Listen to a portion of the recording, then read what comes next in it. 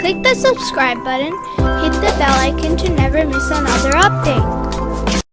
Summary of Part 18 of the Holy Qur'an. This part covers complete Surah Al-Mu'minun, complete Surah Nur and some initial verses of Surah Al-Furqan. There are 7 key topics discussed in Surah Al-Mu'minun. The 7 attributes of those who deserve heaven are faithfulness, humility and prayer, piety, zakat, chastity, trustworthiness, and they are protector of prayers. The 9 stages of human creation: soil, sperm, blood clot, clinging mass, bone, covering of meat, human being, death and bringing to life again. Monotheism. There are 3 arguments for oneness of God in the beginning of this surah. Creation of the heavens, rain and grain, livestock and their prophets. Stories of the following prophets to get lessons from: Prophet Nuh and his Arkansas, Prophet Musa and Harun, Prophet Isa and his mother Lady Mary. 4 attributes of good people. They fear Allah, they believe in Allah, they do not associate partner with Allah and do not show off. In spite of their good deeds, they are afraid in their hearts that they have to go in presence of their Lord Almighty. The real reason for the denial of the unbelievers.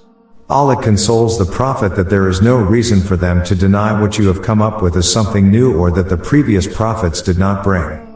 Nor are your high morals hidden from them. Nor do they really consider you insane, nor is it because they are demanding compensation from you. The real reason, on the contrary, is that what you have brought the truth against their wishes, so they keep making various excuses to deny it. Day of Judgment. On the day of resurrection, the one whose deeds will weigh more on the scales will be successful and the one whose deeds will be light on the scales will be unsuccessful. Following are the 2 key topics discussed in Surah Nur. 16 Rules and Etiquettes. The punishment for adultery is 100 lashes both for men and women. It is forbidden for Muslims to choose a wicked man or woman for marriage. The punishment for slandering a sane, mature, chaste man or woman without witnesses or evidence is 80 whips. For the spouses, it is obligatory to call the witnesses instead. Do not enter anyone's home without permission. Greetings should also be given before taking the permission. Protect eyes and genitals from wrongdoing. Encouragement for marriage. Make this agreement with the slaves who want to get freedom by paying some money. Do not force slave girls to commit adultery in exchange for wages. Young children and slaves living in the house are commanded that if they enter your private room before Fajr prayers, at noon and after Isha prayers, they should enter with permission, because during these 3 times generally worn clothes are usually taken off and sleeping dresses are put on. When children become adults, they, like other adults, are required to enter home with permission or in any other way, informing of their arrival. There is nothing wrong with women who are very old and have passed the age of marriage if they take off their veil after entering the house and greet the family. Do not leave the gathering without permission. Do not call the messenger of Allah as you call on one another.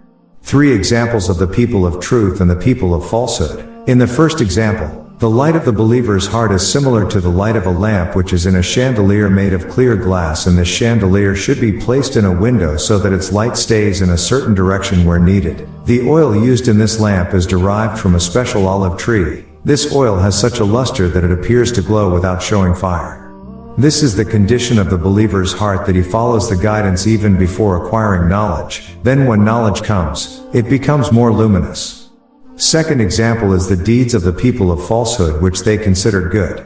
It is said that their example is like a mirage, like a thirsty person from a distance considers mirage to be water, but when he comes near, there is no sign of water. The same is the case with the disbeliever, that he considers his deeds beneficial, but when he appears before Allah after death, they will be of no use and his deeds will be reduced to dust. In the third example, their beliefs are similar to the darkness of the sea, where man cannot even see his own hand. The same is the case of the disbeliever who wanders in the darkness of disbelief and misguidance. These are the 4 key topics in the first part of Surah Al-Furqan. Monotheism. Allah is the one who is the king of the heavens and the earth. He has no son, no partner. He has created everything and given it a measured balance. Truthfulness of Qur'an. The disbelievers have mentioned 2 kinds of false statements about the Qur'an. 1. This is Muhammad's slander and his own creation in which some other people have contributed. 2. These are the stories and tales of past nations that he has written. Prophethood. The disbelievers thought that the messenger is not a human being but an angel, and even if one of the human beings receives prophethood, it is given to the worldly prosperous people, but not to the poor and orphans. Allah Almighty has refuted their false idea with clear arguments. Day of Judgment. On the day of resurrection, Allah will ask the false gods of the disbelievers, "Did you mislead my servants, or did they stray from the right path?" Then they will deny their worshippers and acknowledge their negligence. Then the disbelievers will be subjected to a severe torment.